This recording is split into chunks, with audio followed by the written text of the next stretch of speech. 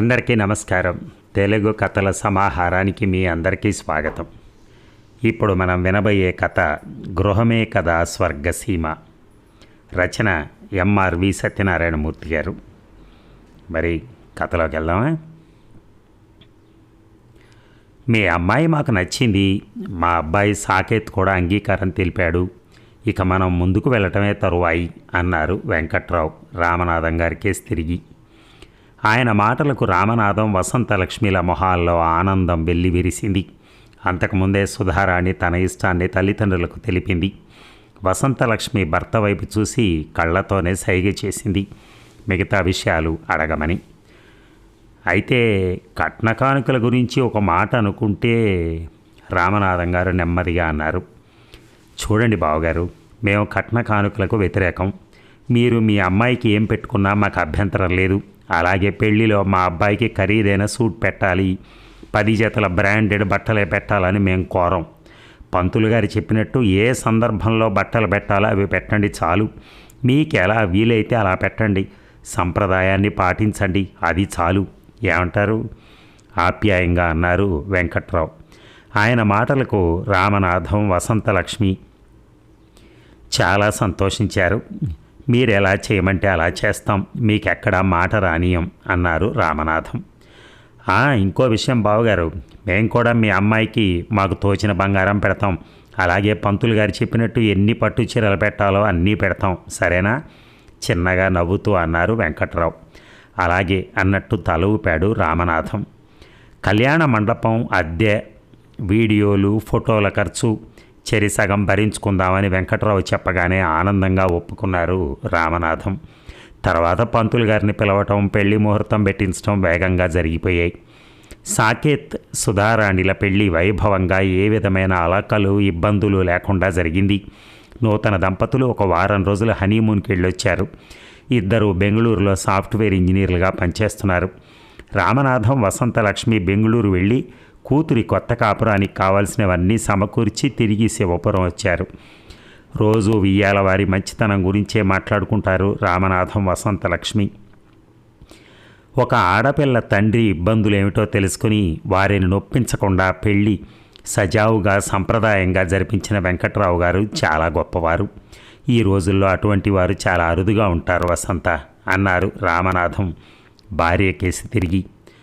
అవునండి, వారు ఏ గొంతెమ్మ కోరికలు కోరకుండా మనకు కష్టం కలగకుండా ప్రవర్తించారు.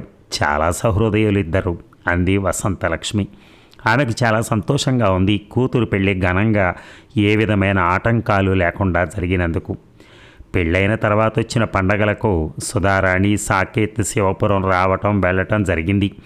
సంక్రాంతి వెళ్ళిన తర్వాత సుధారాణి నెల తప్పడంతో వెంకట్రావు వసుంధర దంపతులు, రామనాథం వసంతలక్ష్మి దంపతులు చాలా ఆనందించారు. 5వ నెల వచ్చాక సుధారాణి తల్లిదండ్రులను చూడటానికి శివపురం వచ్చింది. సాకేత్కి ఆఫీసులో పనుండడం వలన అతను రాలేదు. ఇక ఓ ఆదివారం నాడు సాకేత్ స్నేహితుడు సుధీర్ ఫ్లాట్లో కలిశారు మిత్రబృందం అందరూ. సుధీర్ భార్య పురిటికి వెళ్ళింది. అతను ఒక్కడే ఉంటున్నాడు. సుధీర్, మీ ఆవిడని చూడటానికి ఇంకా వెళ్ళలేదా? వెంకటపతిరాజు అడిగాడు. లేదు రాజు, పై వారం వెళ్ళాలి అన్నాడు సుధీర్. నువ్వు విజయవాడ వెళ్తే మీ మామ బస్టాండ్కి వస్తాడా అడిగాడు రాజు. విజయవాడ తెలియని ఊరా ఏమిటి? బస్సు దిగి ఆటోలో మా వాళ్ళ ఇంటికి వెళ్తాను చిన్నగా నవ్వుతూ అన్నాడు సుధీర్. అదే తప్పు. మనం సాఫ్ట్వేర్ ఇంజనీర్లం, అందరం నెలకి 2 లక్షల వరకు సంపాదిస్తున్నాం. మన పెద్దవాళ్ళు వాళ్ళ రిటైర్మెంట్ నాటికి కూడా ఇంత జీతం తీసుకోలేదు. వాళ్ళ అదృష్టం కొద్దీ మనం వాళ్ళకి అల్లుళ్ళగా వచ్చాం. మరి మనల్ని ఎంత గౌరవంగా చూడాలి వాళ్ళు, అది మనం వాళ్ళకి తెలియ చెప్పాలి. లేకపోతే మరీ చులకనైపోతాం. గొప్ప ధర్మసూక్ష్మం చెప్పినట్టుగా చెప్పాడు రాజు. సుధీర్ ఆలోచనలో పడ్డాడు. చేప గాలానికి చిక్కింది అని గ్రహించాడు రాజు. సిగరెట్ తీసి వెలిగించాడు. రింగులుగా పొగ వదులుతూ సాకేత్ కేసు చూశాడు. మన సాకేతం చూస్తే నాకు మరీ బాధ కలుగుతోంది. వీడు కట్నం కూడా తీసుకోకుండా పెళ్లి చేసుకున్నాడు. అత్తింటి వారు వీడి పట్ల భయభక్తులతో ఉంటారా అంటే అది లేదు. యారా, మీ మామ ఎప్పుడైనా తణుకు రైల్వే స్టేషన్కి వచ్చి వాళ్ళ ఊరు తీసుకెళ్ళాడా అడిగాడు రాజు. సాకేత్ లేదన్నట్టుగా తల ఊపాడు. గట్టిగా నవ్వాడు రాజు. చూశారా ఫ్రెండ్స్ వీడి పరిస్థితి? వీడు బెంగళూరులో రైలు ఎక్కి తణుకులో దిగి ఆటో బస్సో పట్టుకుని వాళ్ళ అత్తగారు ఊరు శివపురం వెళ్ళాలి. వెరీ బ్యాడ్ అన్నాడు రాజు. మరోసారి సిగరెట్ గట్టిగా దమ్ములాగి పొగొదిలాడు. మరి నీ సంగతి ఏమిటి అన్నట్టు అతని కేసు చూశారు సుధీర్, సాకేత్. మీ చూపులకు అర్థం తెలిసింది ఫ్రెండ్స్. నేను ఇక్కడ ఫ్లైట్ ఎక్కి రాజమండ్రిలో దిగేసరికి మా మామ ట్యాక్సీతో ఎయిర్పోర్ట్ దగ్గర రెడీగా ఉంటాడు. అందులో ఎక్కి మా అత్తగారింటికి కొత్తపేట వెళ్తాను.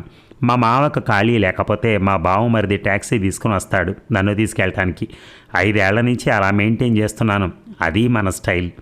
అల్లుడంటే మరి ఆ మాత్రం భయం ఉండాలి మామకి. కళ్ళు ఎగరేసి మరీ చెప్పాడు రాజు. సుధీర్, సాకేత్ అతనికి సలహా చూస్తూ ఉండిపోయారు. కొద్దిసేపు అయ్యాక ఆఫీస్ గురించి, క్రికెట్, సినిమాల గురించి కబుర్లు చెప్పుకున్నారు. ముగ్గురు మధ్యాహ్నం హోటల్లో భోజనాలు చేసి ఎవరి ఫ్లాట్కు వాళ్ళు వెళ్ళిపోయారు. ఫ్లాట్కు వచ్చాక సాకేత్ ఆలోచనలో పడ్డాడు. నిజంగా తానంటే అత్తింటి వారికి తగిన గౌరవం లేదా అన్న అనుమానం కలిగింది. మొన్న సంక్రాంతి పండగకి వెళ్ళినప్పుడు తణుకులో రైలు దిగ్గానే తాను గమనించాడు. చాలామంది తమ బంధువులు రిసీవ్ చేసుకుని ఆటోల్లోనూ ట్యాక్సీల్లోనూ తీసుకెళ్లారు. సుధ చాలా అందంగా ఉంటుంది కాబట్టి తను ఆమెను బాగా ఇష్టపడి కట్నం వద్దన్నాడని వాళ్ళు అనుకుంటున్నారా అన్న మరో అనుమానం కూడా సాకేత్కొచ్చింది. ఎందుకు అతని మనసు చాలా చికాగ్గా అయింది. 2 రోజులు గడిచాక మావగారికి ఫోన్ చేశాడు. కుశల ప్రశ్నలు అయ్యాక సుధని వెంటనే తీసుకొచ్చి దిగబెట్టమని చెప్పాడు. రిజర్వేషన్ దొరకాలిగా నెమ్మదిగా అన్నారు రామనాథం. అదేవి నాకు తెలియదు. రేపొద్దునక మీ అమ్మాయి నా ఇంట్లో ఉండాలి అని విసుగ్గా అన్నాడు సాకేత్. అల్లుడు ఏదో జాబ్ టెన్షన్లో ఉన్నాడని భావించారు రామనాథం. అప్పటికప్పుడు ఏసీ బస్సుకి రిజర్వేషన్ చేయించి కూతుర్ని తీసుకుని బెంగళూరు వచ్చారు. సాకేత్ ఆయనతో ముక్తసరిగా మాట్లాడి ఆఫీస్కి వెళ్ళిపోయాడు. ఆ మర్నాడు బయలుదేరి శివపురం వచ్చేశారు రామనాథం. ఇక సుధారానికి నెలలు నిండాక బెంగళూరు వెళ్ళారు రామనాథం, వసంతలక్ష్మి. అప్పుడు కూడా సాకేత్ ముభావంగానే ఉన్నాడు. డెలివరీకి మంచి హాస్పిటల్లో జాయిన్ చేయమని మాత్రం చెప్పాడు. రోజు విడిచి రోజు భార్యకు ఫోన్ చేసేవాడు సాకేత్. అది చూసి రామనాథం కొద్దిగా సంతృప్తి చెందారు. అల్లుడు ఫోన్లో తనతో విసురుగా మాట్లాడిన సంగతి భార్యకు కానీ కూతురుకు కానీ చెప్పలేదు ఆయన. రోజులు వేగంగా గడిచిపోయాయి. సుధారానికి నొప్పులు రావడంతో శివపురంలోనే ఉన్న డాక్టర్ కామేశ్వరి హాస్పిటల్లో జాయిన్ చేశారు. పండంటి బాబు పుట్టాడు. వంశోద్ధారకుడు పుట్టాడని వెంకట్రావు, వసుంధర చాలా సంతోషించారు. హైదరాబాద్ నుంచి వచ్చి మనవణ్ణి చూసి వెళ్ళారు. సాకేత్ అంతకుముందే వచ్చి కొడుకుని చూసి వెళ్ళాడు. పెద్ద హాస్పిటల్లో కాకుండా చిన్న హాస్పిటల్లో జాయిన్ చేశారని మామగారిని విసుక్కున్నాడు సాకేత్. అప్పుడు వసంతలక్ష్మి ఆయన పక్కనే ఉంది. అల్లుడి ప్రవర్తనకు ఆమె విస్తుపోయింది. మీ దగ్గర డబ్బు లేకపోతే హాస్పిటల్ ఖర్చు నేను పెట్టుకునేవాణ్ణిగా అన్న సాకేత్ అన్న మాట వారిద్దరినీ బాధించింది. బాబుకు 5వ నెల వచ్చాక కూతుర్ని మనవణ్ణి తీసుకెళ్ళి బెంగళూరులో దిగబెట్టొచ్చారు రామనాథం, వసంతలక్ష్మి. సుధ ఆఫీస్కి సెలవు పెట్టి ఇంటి దగ్గరే ఉండి బాబును చూసుకుంటోంది. వెంకట్రావు, వసుంధర బెంగళూరు వెళ్ళి నెలలాళ్ళుండి మనవడితో గడిపొచ్చారు. బాబుకి 1 ఏడాది నిండింది. సుధారాణి మరలా నెల తప్పింది. అప్పటికే ఆమె ఉద్యోగం మానేసింది భర్త సలహా మీద. 3వ నెల వచ్చాక రామనాథం, వసంతలక్ష్మి బెంగళూరు వెళ్ళి వారం ఉండొచ్చారు. అప్పుడు కనిపెట్టింది సుధ తన తల్లిదండ్రులతో భర్త సరిగా మాట్లాడటం లేదు అని. మీరు మా అమ్మా నాన్నలతో సరిగా మాట్లాడలేదు ఎందుకని అడిగింది భర్తని. మీ వాళ్ళు నీకు కంప్లైంట్ చేశారా? మొహం చిరాగ్గా పెట్టి అన్నాడు సాకేత్. మా వాళ్ళు అటువంటి మనుషులు కారు, నెమ్మదిగా అంది సుధ. అంటే మా వాళ్ళు కంప్లైంట్ నేచర్ ఉన్నవాళ్ళు అని అర్థమా? వెటకారంగా అన్నాడు సాకేత్. అతని మాటలకు ఆమె చాలా బాధపడింది. నేను ఇప్పుడు అత్తయ్య మావయ్యల గురించి ఏమీ అనలేదుగా అంది నెమ్మదిగా. భర్త తనతో వాదనకు దిగుతున్నాడని ఆమె గ్రహించింది. చూడు సుధా, నా ఆఫీస్ వర్క్ టెన్షన్ నాకుంటుంది. ఇంటికి వచ్చిన వాళ్ళతో కబుర్లు చెప్తూ కూర్చుంటే ఎలా అన్నాడు లాజిక్గా. సుధారాణి ఇంకా సంభాషణ పెంచకుండా మౌనం వహించింది. వెంకట్రావు, వసుంధర వచ్చినప్పుడు ఉదయం సాయంత్రం ఎంతసేపు వాళ్ళతో కబుర్లు చెప్పేవాడో. తనే 1-2 సార్లు మామయ్య గారి భోజనానికి ఆలస్యం అవుతోంది, భోజనాలు అయ్యాక మాట్లాడుకోండి అని చెప్పడం గుర్తుకొచ్చింది సుధారానికి. మొత్తానికి ఏదో జరిగింది. అందుకే భర్త ప్రవర్తనలో మార్పు వచ్చిందని గ్రహించింది. మరుసటి నెలలో వంట మనిషిని పెట్టాడు సాకేత్. చూడు సుధా, వంట చేయడానికి మనిషి ఉంది, పని చేయడానికి పని మనిషి ఉంది. నువ్వు బాబుని చూసుకుంటూ నీ ఆరోగ్యం పట్ల జాగ్రత్తగా ఉండు, మనసులో వేరే ఆలోచనలు పెట్టుకోకు అన్నాడు సాకేత్. అలాగే అంది చిన్నగా నవ్వుతూ. కూతురికి 7వ నెల వచ్చాక పురిటికి తీసుకువెళ్ళటానికి వచ్చారు రామనాథం, వసంతలక్ష్మి. మీరు సుధని చాలా జాగ్రత్తగా చూసుకోవాలి. మొన్నట్లా కాకుండా టౌన్లో మంచి హాస్పిటల్లో జాయిన్ చేయండి. డబ్బు కావాలిస్తే ఫోన్ చేయండి, నేను పంపుతాను అన్నాడు నిష్ఠూరంగా సాకేత్. అలాగే బాబు, నువ్వు చెప్పినట్టే చేస్తాం, చాలా నెమ్మదిగా అన్నారు రామనాథం. తండ్రిని ఆ స్థితిలో చూసి చాలా బాధపడింది సుధ. మర్నాడే బయలుదేరి శివపురం వచ్చారు ముగ్గురు. రెగ్యులర్గా డాక్టర్ దగ్గరికి తీసుకెళ్ళి చెకప్ చేస్తున్నారు. 9వ నెల రాగానే డాక్టర్ చెప్పిన డేట్కి 15 రోజుల ముందే తణుకులో పెద్ద నర్సింగ్ హోమ్లో చేర్పించారు. ఇంతకుముందు ఎందుకు నాన్న అని కూతురంటే, మళ్ళీ అల్లుడికి కోపం వస్తుందమ్మా అన్నారు రామనాథం. కొద్ది రోజులు గడిచాయి. సుధకు ఆడపిల్ల పుట్టింది. అల్లుడికి ఫోన్ చేసి చెప్పారు రామనాథం. సాయంత్రం ఫ్లైట్కి రాజమండ్రి వచ్చి అక్కడి నుంచి ట్యాక్సీలో తణుకు వచ్చాడు సాకేత్. నర్సింగ్ హోమ్ చూసి కొంత సంతృప్తి వ్యక్తం చేశాడు. పాపను చూసి మర్నాడు బెంగళూరు వెళ్ళిపోయాడు. తర్వాత పాప బారసాల రోజున మామగారిని అత్తగారిని అకారణంగా విసుక్కున్నాడు సాకేత్. వసంతలక్ష్మి చెల్లెలు సుహాసిని అక్కగారికి సహాయం చేయడానికి రాజమండ్రి నుంచి వచ్చింది. సాకేత్ ప్రవర్తన చూసి విస్తుపోయింది. 3 నెలలైనా పిల్ల ఒళ్ళు చేయలేదని, అక్కా బావలు చంటి పిల్లను సరిగా చూడలేదని సాకేత్ నిష్ఠూరంగా మాట్లాడటం సుహాసినికి విచిత్రంగా అనిపించింది. కొందరు చిన్నపిల్లలు త్వరగా ఒళ్ళు చేస్తారు, మరికొంతమంది ఆలస్యంగా ఒళ్ళు చేస్తారు. ఇంత చిన్న విషయానికి సాకేత్ అలా గొడవ చేయటం సబబు కాదనిపించింది. ఆ మాటే అక్కగారితో అంది. నువ్వు ఊరుకోవే బాబు, అతనికి ఈ మధ్యన కోపం ఎక్కువైంది. అతని మాటకి ఎవరు ఎదురు చెప్పినా ఆ కోపం మరింత పెరుగుతుంది. అందుకే మేమేం మాట్లాడటం లేదు అంది చిన్నగా వసంతలక్ష్మి. పెళ్లిలో ఎంత చక్కగా మాట్లాడాడు, ఎంత వందనంగా ఉన్నాడు, ఇప్పుడు ఏమిటి ఇలా తయారయ్యాడు అని వాపోయింది సుహాసిని. ఇక కాలచక్రంలో 2 ఏళ్లు గిర్రిని తిరిగాయి. ఒకరోజు వసంతలక్ష్మి చెల్లెలకి ఫోన్ చేసింది. సుధా, పిల్లలు బెంగళూరు నుంచి వచ్చారు. సంక్రాంతి పండక్కి నువ్వు కూడా శివపురం రా, నాకు తోడుగా ఉందిగా అని, మనవల్ని చూసినట్టు ఉంటుంది అని. సాకేత్ని తలుసుకోగానే సుహాసిని గుండె దడదడలాడింది. కానీ అక్క ఎంతో ప్రేమగా పిలవడంతో కాదనలేకపోయింది. మర్నాడే రాజమండ్రిలో బస్సు ఎక్కి శివపురం వచ్చింది. గేటు తీసుకుని లోపలికి వచ్చిన సుహాసిని అక్కడ దృశ్యం చూసి అవాక్కయింది. హాల్లో కూర్చుని సాకేత్ పూరీలు ఒత్తుతున్నాడు. చప్పుడు చేయకుండా అలాగే నిలబడి చూస్తోంది. 5 నిమిషాలు అయ్యేసరికి పేపర్ మీద పెట్టిన పూరీలు పట్టుకుని వంటింట్లోకి వెళ్ళాడు సాకేత్. అప్పటికే స్టవ్ మీద ఉన్న మూకుళ్ళలో పూరీలు వేశాడు. 10 నిమిషాల్లో పూరీలు తయారయ్యాయి. ఈలోగా నెమ్మదిగా వచ్చి హాల్లో ఉన్న కుర్చీలో కూర్చుంది సుహాసిని. అత్తయ్య, నా టిఫిన్ అయిపోయింది, మీ వంట ఇంకా మొదలు పెట్టలేదు, అది కూడా నేను చేసేనా వంటింట్లోంచే గట్టిగా అన్నాడు సాకేత్. నా పూజ అయ్యాక వంట నేనే చేస్తాను, ఆ టిఫిన్ నువ్వు నీ పిల్లలు తినండి. పూరి కూర చేసి బేసిన్లో పెట్టాను, తీసుకో. ఒక 10 నిమిషాలు నన్ను మాట్లాడించకు ప్రేమగా విసుక్కుంది వసంతలక్ష్మి. పిల్లలు టిఫిన్ రెడీ, రండి రండి అంటూ హాల్లోకి వచ్చిన సాకేత్ సుహాసిని చూసి, చిన్నత్తయ్య గారు బాగున్నారా, ఎంతసేపు అయింది వచ్చి అని పలకరించాడు. బాగున్నాను అన్నట్టు తలాడించింది సుహాసిని. ఆమెకింకా భయంగానే ఉంది, ఎప్పుడు ఏమంటాడో అని. బెడ్రూమ్లోంచి పిల్లలతో వచ్చిన సుధా, పిన్ని బాగున్నావా అని పలకరించి లోపలికి వెళ్ళి మంచినీళ్ళు తీసుకుని వచ్చి ఇచ్చింది సుహాసినికి. పిల్లలు తండ్రి దగ్గరికి చేరిపోయారు. టిఫిన్ కోసం వాళ్ళకు పూరీలు ముక్కలు చేసి శ్రద్ధగా పెడుతున్నాడు సాకేత్. ఇది కలో నిజమో తెలియక అయోమయంగా సుధకేసి చూసింది సుహాసిని. నేను చెప్తాను అన్నట్టు కళ్ళతోనే సైగ చేసింది సుధ. పిల్లల టిఫిన్ అయ్యాక తను టిఫిన్ తిన్నాడు. కాసేపటికి రామనాథం స్కూటర్ మీద కూరలు సరుకులు తెచ్చారు. సాకేత్ వెళ్ళి గబగబా సంచి అందుకున్నాడు. ఆయన చేతిలోంచి, నేను తెస్తానన్నాను కదా, మీరెందుకు వెళ్ళారు అన్నాడు నెమ్మదిగా మామగారితో. హాల్లో ఉన్న సుహాసిని పలకరించారు రామనాథం. లోపలికెళ్ళి ప్లేట్లో పూరీలు తెచ్చి మామగారికి ఇచ్చాడు సాకేత్. ఇవాళ టిఫిన్ నేనే చేశాను మావయ్య, ఈ ఆడవాళ్ళని నమ్ముకుంటే లాభం లేదని నేనే రంగంలోకి దిగాను. టిఫిన్ దీని చెప్పండి ఎలా ఉందో అన్నాడు. ఒక పూరీ తిని చాలా బాగుంది అల్లుడు అని మెచ్చుకున్నారు రామనాథం. నాన్న, కూర అమ్మ చేసింది, ఈయన పూరీలు మాత్రమే చేశారు అంది గారంగా సుధ తండ్రి పక్కన చేరి. దానికి ఆయన నవ్వుతూ, కూర ఒకటే తినలేం కదా బంగారం, అల్లుడు పూరీలు చేయబట్టే టిఫిన్ తయారైంది, చాలా బాగుంది కూడా అన్నారు. పో నాన్న, నువ్వు పార్టీ మార్చేసి మీ అల్లుడు వైపు మాట్లాడుతున్నావు అంది బొంగమూతి పెట్టి సుధ. మీరిద్దరూ నా 2 కళ్ళురా తల్లి అని ఆమె తలపై చేయి వేసి నిమిరారు రామనాథం. సాకేత్ సుధ వైపు తిరిగి, నేను ఇప్పుడే బయటికి వెళ్ళొస్తాను అని చెప్పి, మామయ్య స్కూటర్ నేను తీసుకెళ్తాను అని బయటికి వెళ్ళాడు.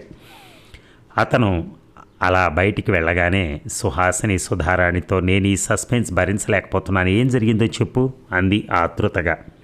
ముందు టిఫిన్ తిందుగానరా, ఆ తర్వాత నీకు అన్నీ చెప్తాను అని టిఫిన్ తీసుకొచ్చి సుహాసిని బెడ్రూమ్లోకి తీసుకెళ్ళింది సుధ. మా వారు నాన్న మీద నా మీద అకారణంగా చిరాకు పట్టడం, సూటిపోటి మాటలంటం మా మావయ్య గారికి తెలిసింది. 2 ఏళ్ల క్రితం మా అత్తయ్య గారు హార్ట్ అటాక్ వచ్చి పోయారు కదా. 6 నెలల క్రితం ఆయన బెంగళూరు వచ్చారు. నేను వంటింట్లో ఉన్నాను టిఫిన్ చేస్తూ.